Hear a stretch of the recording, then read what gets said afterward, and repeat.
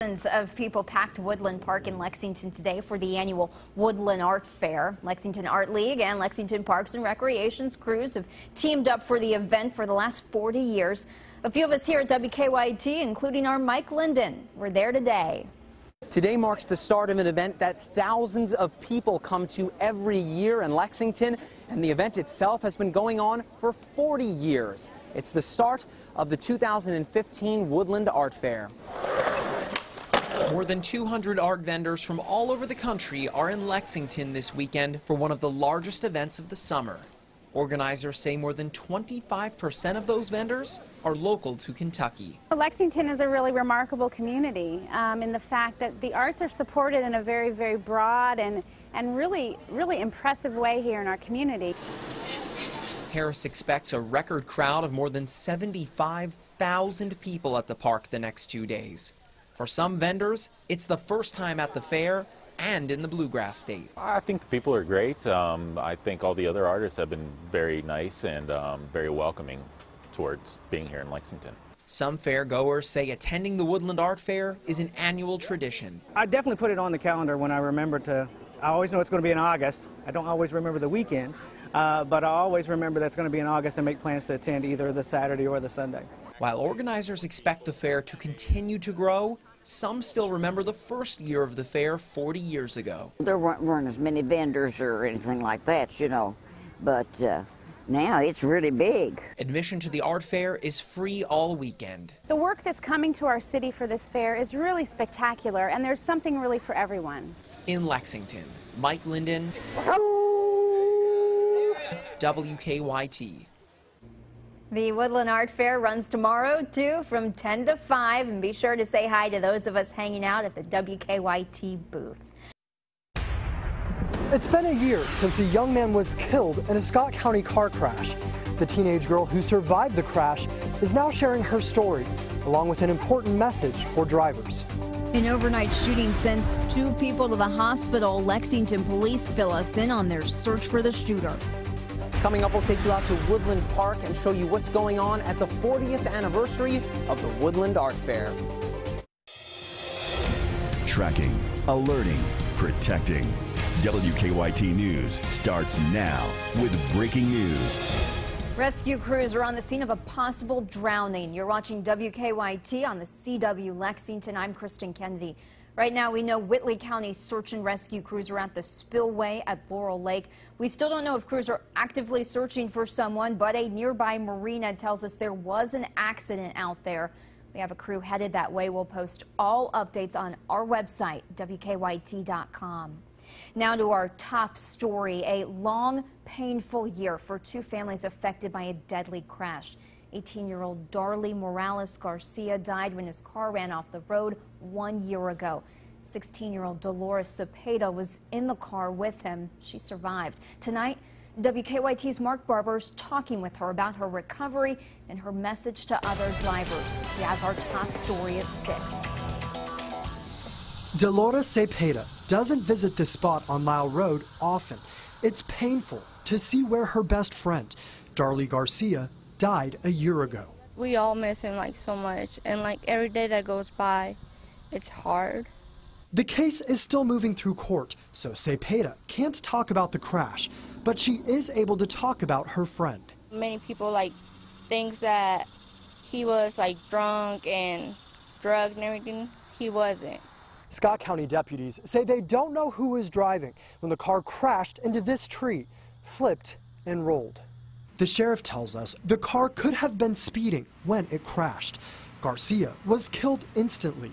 He turned 18 just 2 weeks before the crash. Cepeda says her seatbelt saved her life. Now she relies on a wheelchair and her mother. I broke my leg, I broke my spine, I broke 5 ribs. She says she lives every day with the pain of a night that is still burned into her mind. That's why she's begging drivers to think before sliding behind the wheel. You should wear seatbelts. Just don't try to speed up, especially at night. She is sharing her story, hoping someone, anyone, will listen and be spared her suffering. People should share the person that they have.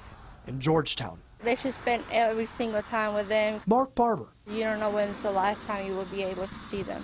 WKYT. Cepeda says the family is struggling to pay their medical bills. The Aguas Calientes restaurants on Alexandria Drive and New Circle Road are helping them. They have donation jars out at both restaurants. Lexington police are searching for someone they say shot 2 people this morning. They tell us a man pulled up to the intersection of Short Street and MLK Boulevard, got out of his truck and shot into the car next to him. 3 people were in the car. Investigators say the shooter hit one person in the knee and another in the elbow. Both victims, police say, checked themselves into UK Chandler Hospital 2 hours later. Danville police are looking for a man who robbed a Cash Express today. The man went into the Cash Express on Houstonville Road this afternoon. Police say he took out a knife and demanded cash. Investigators say he's 5'6", wearing a blue T-shirt, blue jeans, baseball-style cap, and glasses with a thick mustache. The Franklin County Sheriff's Office is investigating an ATV crash that sent one man to the hospital. The wreck happened last night around 9:45 on Steel Branch Road. Deputies say Kyle Hayes was driving his ATV when he lost control, hit a guardrail, and flew off. Hayes went to Frankfort Regional Medical Center with a leg injury. Deputies believe alcohol played a role in that wreck. Say goodbye to that fall-like weather. The humidity is back, making this weekend feel once again like summer. Meteorologist Jim Caldwell's tracking the chance for some scattered showers tonight. You know what? It should feel like summer. It's August, so we're getting a taste of it again after a nice little run with fall-like weather out there. Tonight, though, on Defender, we have some showers and thunderstorms showing up. Now, some of this coming down at a pretty good clip, and then you've got some lightning associated with a few of these as well.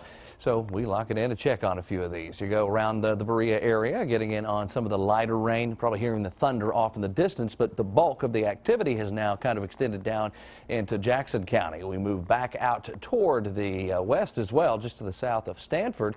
And then closing in on folks there in Georgetown, we've got another little thunderstorm that has actually blown up here with some heavy rain, lightning, gusty winds associated with it as well. If you see it off in the distance, you're thinking, man, this is a tough storm. But it's not. It's not to the severe weather levels. What you'll see, though, heavy rain, gusty winds, all coming out of that one. Then a few scattered, very small showers and thunderstorms showing up scattered throughout southeastern Kentucky. As we progress through the rest of the evening, we'll watch a lot of these start to die out, especially after the sun starts to set here soon. We will track those chances of that happening coming up for you in just a few minutes. People in Jessamine County are raising funds for a puppy found starving outside an apartment complex. The dog's former owner now faces charges. Today, Southern States in Nicholasville held a dog wash in the young pup's honor. They raised money to help the 6-month-old pit bull mix, who still doesn't have a name. She had a rough start, but animal control officers say she's getting better, and she's doubled her body weight since they first found her.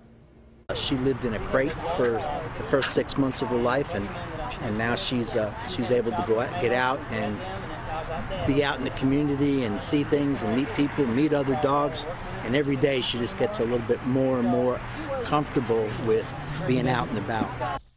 Friday, investigators charged Eugene Gino Floyd with second-degree animal cruelty. They say Floyd told them he was busy with work and forgot to feed the dog, so he turned her loose, hoping someone would find her and pick her up. Have you noticed a jump at the pump? Gas prices are up across the Commonwealth this week. In the Midwest, prices have spiked more than 50 cents. WKYT's Michelle Chamberlain reports the increased cost is linked to an Indiana shutdown. You may have noticed the quick rise in gas prices this week. I always say, oh, gee, I should have bought yesterday, because it always goes up. Gas is actually more than $1 lower than it was this time last year. But compared to last week, the average is up 16 cents a gallon in Kentucky, with even higher increases in certain areas of the state. It had been down for a little too long, so you could just expect it to come up. The reason for this rise in price is due to a mechanical problem at BP's Whiting refinery in Indiana. It's the largest refinery in the Midwest and has been partially shut down since last Saturday for unspecified repairs.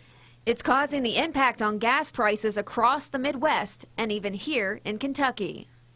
Because there's so few refineries, one problem in another state can affect this market.